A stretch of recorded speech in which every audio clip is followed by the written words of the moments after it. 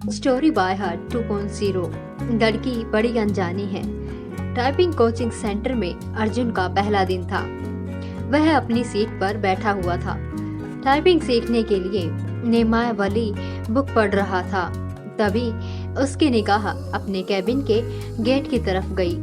कजरारे नैनों वाली एक सांवली लड़की उसकी कैबिन में आ रही थी। लड़की उसकी बगल वाली सीट पर आकर बैठ गई।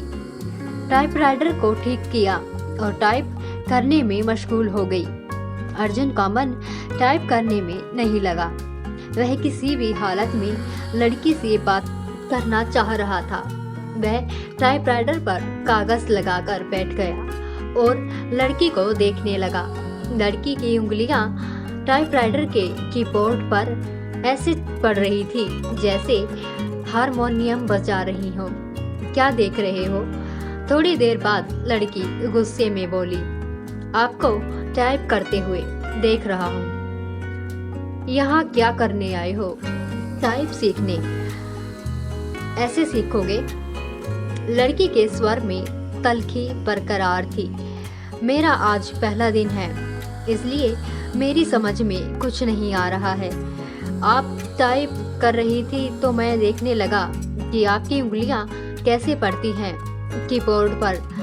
आपको टाइप करते देखकर लगा मैं भी सीख जाऊंगा। यदि इसी तरह मुझे ही देखते रहे तो आपकी ये मनोकामना कभी पूरी नहीं होगी।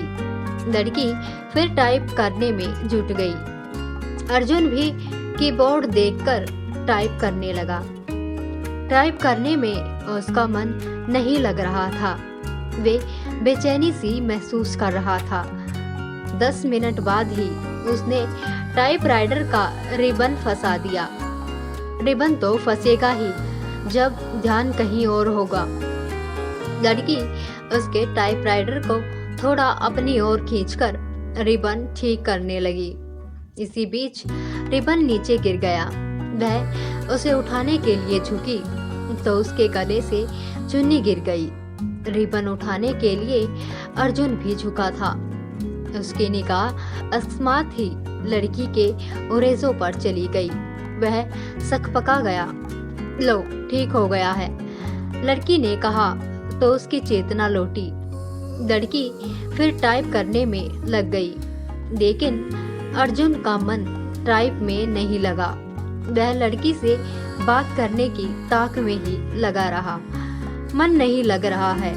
अचानक लड़की ने उससे पूछा तो बाँछें खिल गई। लगता है कि सीख भी नहीं पाऊंगा। आसार तो कुछ ऐसे ही दिखते हैं। आपका नाम? अर्जुन ने बात को बढ़ाने के लिए सवाल कर दिया। अंकिता। अच्छा नाम है, लेकिन मुझे इस नाम से नफरत है। क्यों? कोई एक कारण हो तो बताएं। ये कहते हुए अंकिता अपनी सीट से उठी और पर्स कंधे पर टांगते हुए केबिन से बाहर निकल गई। अर्जुन उसे जाते हुए देखता रहा। उसके जाने के बाद उसने टाइपराइटर पर नजर डाली। टाइपराइटर उसे उदास लगा और दुनिया बदल गई। इसी दिन से अर्जुन हवा में उड़ने लगा, रातों को छत पर घूमने लगा, तारे गिनता और उनसे बातें करता। चांदनी रात में बैठकर कविताएं लिखता। गर्मी की धूप उसे गुनगुनी लगने लगी। दुनिया गुलाबी हो गई तो जिंदगी गुलाब का फूल आंखों से नींद गायब हो गई। वह ख्यालों ही ख्यालों में पैदल ही कई किलोमीटर घूम आता। अपनी स्थिति के बारे में उसने अपने एक दोस्त को बताया। दोस्त ने कहा, गुरु, तुम्हें प्यार हो गया है। दोस्त की बात सुनकर उसे अच्छा लगा। अगले दिन अर्जुन ने अंकिता से कहा कि आप पर एक कविता लिखी है, चाहता हूँ कि आप इसे पढ़ें। ये भी खूब रही, जान ना पहचान तू मेरा मेहमान। कितना जानते हैं आप मुझे? जो भी जानता हूँ उसी आधार पर लिखा हूँ। अंकिता उसकी लिखी कविता पढ़ने लगी। अंकिता कल कल करके बहने वाली जलधारा, लोगों की प्यास बुझाती, किसानों के खेतों को सींचती। राह में आती है बहुत बाधा, फिर भी मिलती है सागर से। उसके प्रेम में सागर साहिल पर पटकता है, सिर्फ उसके प्रेम की प्रगाढ़ता का प्रमाण। पूर्णमासी की रात में उठने वाला ज्वार भाटा अंकिता है तो सागर है। अंकिता के बिना रेगिस्तान हो जाएगा सागर। सागर के प्रेम में सरिता लांघती है पहाड़, पठार और मानव निर्मित बाधाओं को। कविता के नीचे उसने अर्जुन की जगह सागर लिखा था। अंकिता ने उसे देखा और कागज अर्जुन की तरफ बढ़ा दिया। अर्जुन ने कहा कि मैं चाहता हूँ कि आप इसे टाइप कर दें, इसे छपने के लिए भेजना है। अंकिता कुछ नहीं बोली, कागज को सामने रखकर टाइप करने लगी। अर्जुन उसे देखता रहा। इस बात का आभास अंकिता को भी था कि अर्जुन उसे ही देख रहा है, लेकिन उसने कोई विरोध करने के बजाय पूछा, आप कवि हैं? बनने की कोशिश कर रहा हूँ। कवि भगोड़े होते हैं, अंकिता ने उसकी ओर देखते हुए कहा। उसकी इस टिप्पणी से अर्जुन सकपका गया। कवि अपने सुख के लिए कविता रचता है। रचते समय वह कविता के बारे में सोचता है, उसके बाद वह कविता को उसके हाल पर छोड़ देता है। कविता जब संकट में होती है तो कवि कविता के पक्ष में खड़ा नहीं होता है। ये आप कैसे कह सकती हैं? मैं समझती हूँ कि आम आदमी की जिंदगी में एक कविता है। मेरी जिंदगी एक कविता है। मेरी जिंदगी मुझे अच्छी नहीं लगती, इसलिए कविता भी मुझे अच्छी नहीं लगती। अरे वाह, आप तो कवि हैं। अभी आपने जो कहा वह कविता ही तो है। कविता नहीं, कविता का प्रलाप है, उसकी वेदना जो उस कवि के कारण उपजी है जिसने मेरी जिंदगी की रचना की। इतना कहकर अंकिता केबिन से बाहर चली गई। कैसी है ये? अर्जुन ने अंकिता के टाइपराइटर को देखने लगा, जैसे टाइपराइटर किसी शोक गीत की रचना में मशगूल है। आज उन्होंने बातें अधिक की। उनके वार्तालाप को देखकर टाइपिंग इंस्टीट्यूट चलाने वाली मैडम ने उसके पास आकर कहा कि आजकल तो तुम काफी खुश हो अंकिता। बदले में अंकिता केवल मुस्कुराई। अर्जुन भी मुस्कुराया। तो क्या मेरे प्यार की गंध इसे भी लग गई? अगले दिन अंकिता जब इंस्टीट्यूट आई तो काफी सजी धजी थी। नया गुलाबी सूट पहनी थी, बालों का स्टाइल बदला हुआ था। अर्जुन को अंकिता का ये बदला रूप अच्छा लगा। वह अपनी भावनाओं को दबा नहीं पाया। काफी सुंदर लग रही हो। जवाब में जब अंकिता ने मुस्कुराते हुए थैंक यू का फूल जब उसकी तरफ फेंका तो उसकी इच्छा हुई कि वह खड़ा होकर नाचने लगे और जोर जोर से चिल्लाए कि उसे प्यार हो गया है। आदमी जब निराश होता है या फिर लक्ष्य के प्रति उसकी स्थितियां साफ नहीं होती हैं तो वह धर्म और ज्योतिष की शरण में चला जाता है। अर्जुन की भी हालत कुछ ऐसी ही थी। वह अंकिता को चाहने लगा था, लेकिन अंकिता भी उसे चाहती है ये स्पष्ट नहीं था। वह अपनी बेरोजगारी से परेशान था। घर वाले शादी के लिए अलग से दबाव डाल रहे थे, लिहाजा एक दिन वह ज्योतिषी के पास चला गया। नौकरी पाने के लिए वह ज्योतिषी से नुस्खे पूछता रहता था। उसने सोचा कि प्रेम पाने के लिए भी ग्रह नक्षत्रों की चाल जान ली जाए। नौकरी के लिए तो वो ज्योतिषी कभी कहता है कि आपकी कुंडली में काल सर्प दोष है जो आपके शुभ कार्यों में बाधक है। इसकी शांति के लिए घर में मोर पंख रखे और प्रतिदिन उसे 2-3 बार अपने शरीर पर घुमाए। सोमवार के दिन चांदी से बना सर्प का जोड़ा शिवलिंग पर चढ़ाएं। नित्य श्री गणेश जी की उपासना करें। धैर्य पूर्वक ऐसा करने पर ही रोजगार प्राप्ति की संभावना बनेगी। अर्जुन ने अभी तक उसके बताए हर नुस्खे को आजमाया, लेकिन आज तक कोई संभावना नहीं बनी। शिकायत करने पर वह कहता है कि आप पर भाग्य से शुक्र की महादशा चल रही है। शुक्र के बलवर्धन के लिए शुक्रवार के दिन 5.5 रति का उपल चांदी में जुड़वाकर दाहिनी मध्यमा में धारण करें। पंडित जी, मेरी कुंडली में प्रेम है कि नहीं? है ना? बहुत है। कुंडली पर सरसरी नजर डालते हुए ज्योतिषी ने कहा, प्रेम विवाह का योग है, लेकिन कुछ बाधाएं हैं। प्रेम विवाह में क्या लफड़ा है? आप पर शुक्र की महादशा चल रही है, जो अशुभ फल प्रद है। गोचर में भी आपकी राशि पर शनि की 7.5 चल रही है। शांति के लिए प्रत्येक शनिवार कुत्तों को सरसों के तेल से बना मीठा पराठा खिलाएं। ग्रह शांति के उपरांत ही प्रेम में सफलता की संभावना बन सकती है। सब ढकोसला है।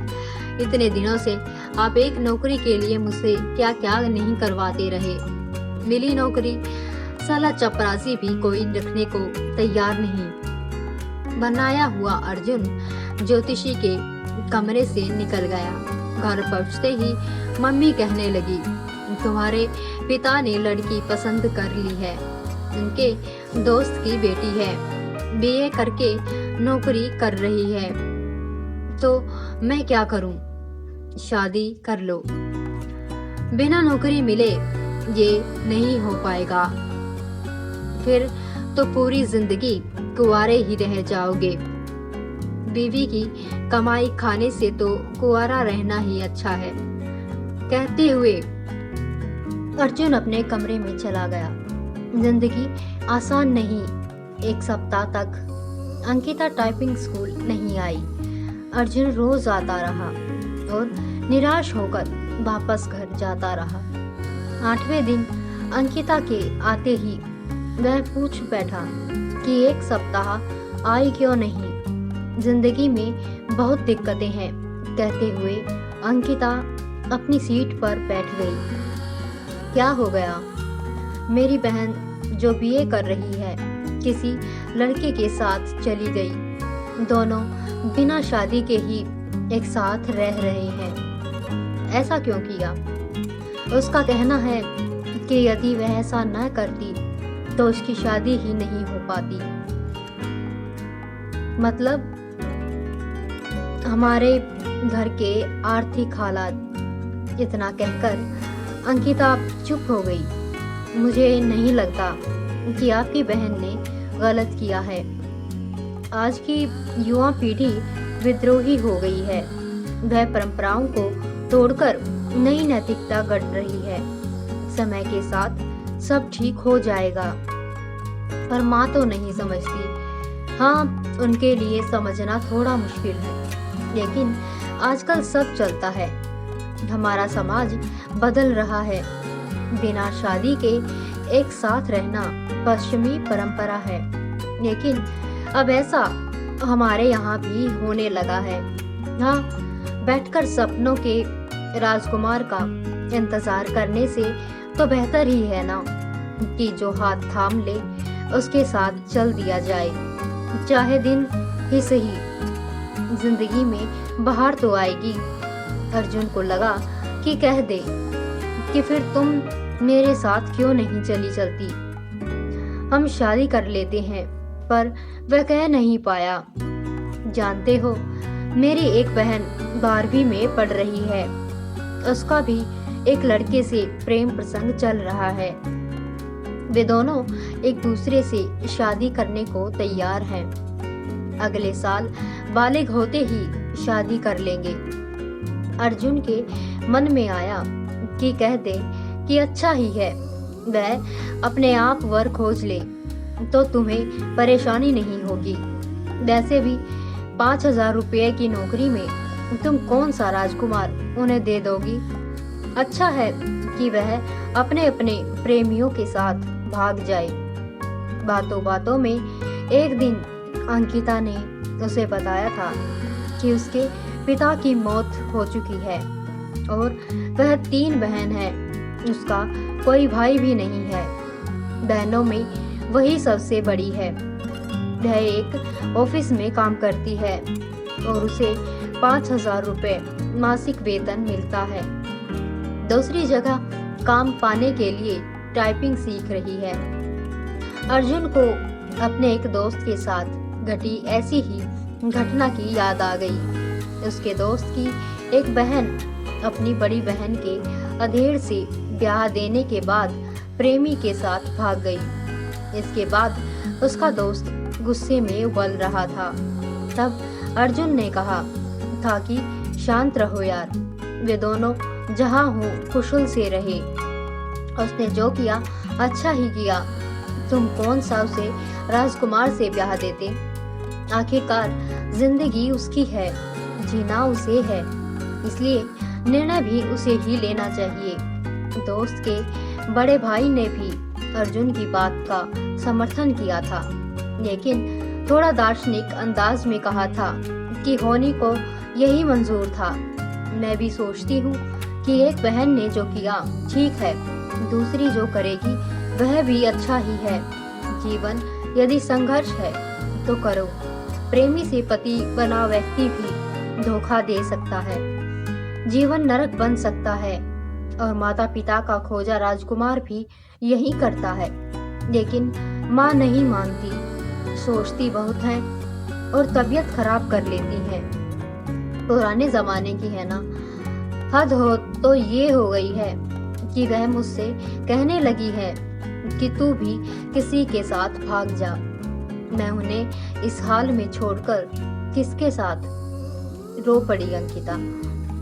अर्जुन की समझ में नहीं आया कि वह क्या कहे और क्या करे। स्थिति को अंकिता समझ गई तो खुद पर काबू किया और फिर से टाइप करने लगी। 10 मिनट बाद अंकिता उठी और बिना बोले ही चली गई। अर्जुन की इच्छा हुई कि वह उसके पीछे पीछे चला जाए, लेकिन वह बैठा रहा और उसे जाते देखता रहा। मूसलाधार बारिश में बिजली का गिरना, आसमान में काले बादल घिर आए थे। इस कारण परिवेश में अंधेरा पसर गया था। रह रहकर आसमान में बिजली चमकती और बादल गरजते। ऐसे मौसम में भी अर्जुन टाइपिंग स्कूल जाने के लिए तैयार था। वह अंकिता से मिलना चाहता था। जब वह घर से निकलता तो बूंदाबांदी शुरू हो जा चुकी थी। फिर भी वह तेज कदमों से टाइपिंग स्कूल की तरफ बढ़ने लगा। कुछ ही दूर गया होगा कि बारिश तेज हो गई। सड़क पर चल रहे लोग भागकर किसी छांव में खड़े हो गए, पर वह अपनी मस्ती में भीगता हुआ चलता रहा। इंस्टीट्यूट पहुंचकर उसे पता चला कि अंकिता नहीं आई है। इतनी बारिश में आने की क्या जरूरत थी? मैडम ने अर्जुन से कहा, आप नहीं समझेंगी, सब समझती हूँ, लेकिन अब अंकिता यहाँ कभी नहीं आएगी। क्यों? आपको कैसे पता? उसका फोन आया था। उसने कहा कि यदि आप आओ तो बता दूं, वह कभी नहीं आएगी। अर्जुन की आवाज किसी कुएं में से आती लगी। अर्जुन टाइपिंग स्कूल से बाहर आया। बाहर मूसलाधार बारिश हो रही थी। जैसे ही उसने नीचे की ओर कदम रखा, जोर से बिजली चमकी और बादल गरजने लगा। अर्जुन शून्य सा भीगता हुआ घर की तरफ चल पड़ा। उसने सोचा कि वह अंकिता के घर जाएगा, लेकिन उसके घर का पता तो मैडम दे सकती हैं। ये सोचकर वापस पलटा, लेकिन तब तक टाइपिंग स्कूल बंद हो चुका था। भीगते हुए घर पहुंचा, तब तक उसका शरीर बुखार से तपने लगा। लगभग 15 दिन वह चारपाई पर पड़ा रहा। जब कुछ ठीक हुआ तो 20वें दिन टाइपिंग स्कूल पहुंचा। मैडम नहीं मिली। यह सिलसिला 15 दिनों तक चला। 16वें दिन उसे मैडम मिली। उसे देखते ही बोल पड़ी कि काफी कमजोर हो गए हो। उस दिन बारिश में भीगा तो बीमार हो गया। अर्जुन ने मैडम से अंकिता के घर का पता मांगा तो उसने एक कागज पर लिखा और अर्जुन को थमा दिया। मैडम को धन्यवाद बोलकर अर्जुन चल पड़ा। वह आज ही अंकिता से मिलना चाहता था। जब वह मैडम के दिए पते पर पहुंचा तो वहां ताला लगा था। पड़ोसियों से पूछने पर पता चला कि अंकिता यहाँ नहीं रहती अब, लेकिन अब मकान बेचकर चली गई है। कई लोगों से पूछने के बाद भी अर्जुन को उसका नया पता नहीं मिला। निराश होकर वह घर लौट आया। अंकिता के इस व्यवहार से उसे काफी धक्का लगा। उसे कुछ समझ नहीं आ रहा था कि अंकिता ने ऐसा क्यों किया। वह अंकिता की याद में कविताएं लिखने लगा। एक दिन उसने एक सपना देखा और उसके भावों को कविता के रूप में कागज पर लिखा। अंकिता जो निकली अपने उद्गम स्थल से सागर की चाह में चली। द्रुत गति से सामने आ गया पहाड़। टकराने के बाद बदल लिया अपना मार्ग था लंबा। पहाड़ों की श्रृंखला थी, पठार और पथरीली जमीन भी। आदमी भी खड़ा था फावड़ा लिए, बांध बनाने को तत्पर। खेत सींचने के लिए चाहिए उसे पानी पीने के लिए भी। बिजली भी तो चाहिए घर रोशन करने के लिए, कारखाने चलाने के लिए। कारखानों के कचरे को बहाने के लिए भी चाहिए उसे नदी। प्रकृति से लड़ते नहीं थकी वह, बहती रही अविरल। दिल में सागर से मिलने की चाह लिए। भारी पड़ा प्यार अवरोधों पर पहुंच गई वह साहिल पर, लेकिन मानव ने बंधा बांध रोक दी कि उसकी धारा कारखानों की गंदी उड़ेल सड़ा दिया। उसकी आत्मा को अपने आंसुओं से धोती रह वह अपना बदन निर्मलता से मिलना चाहती थी सागर से। विकास उन्मादी मानव ने रोंद दिया उसकी आत्मा को। जिंदा लाश हो गई वह, उसके लिए तड़पता है सागर। साहिल पर पटकता है अपने सिर को। उसने तो दम तोड़ दिया मानव के विकास में। सागर भेजता है बादलों को उसे पुनर्जीवित करने के लिए। वह जानता है बेवफा नहीं है वह, सच्चा है उसका प्यार। कैद है वह मानव के विकास में। बरसते हैं बादल, उफनती है नदी। मानव को दिखाती है अपना विकराल रूप। मिलते ही प्यार की ताकत तबाह कर देना चाहती है वह मानव सृष्टि को। बदला लेना उसकी प्रकृति नहीं। भागती है तेज गति से सागर की ओर। बाएं फैलाए स्वागत करता है सागर। बताना चाहती है अपने कष्टों को वह, लेकिन कुछ भी नहीं जानना चाहता सागर। जानता है वह मानव स्वभाव को। उसका भी तो पाला पड़ा है इस स्वार्थी प्राणी से। अर्जुन की इस कविता को पत्रिका में छपे 1 माह से अधिक हो गया है, लेकिन उसके पास इस बार भी अब तक अंकिता का कोई पत्र या फोन नहीं आया है। उसे उम्मीद है कि एक न एक दिन अंकिता उससे संपर्क जरूर करेगी। जब से वह कविता प्रकाशित हुई है तब से वह फोन की प्रत्येक घंटी पर चौंक जाता है। यही नहीं, हर रोज पोस्टमैन का बेसब्री से इंतजार करता है, और जब उसके आने का समय खत्म हो जाता है तो वह उदासी के समुद्र में डूब जाता है। Story by her 2.0।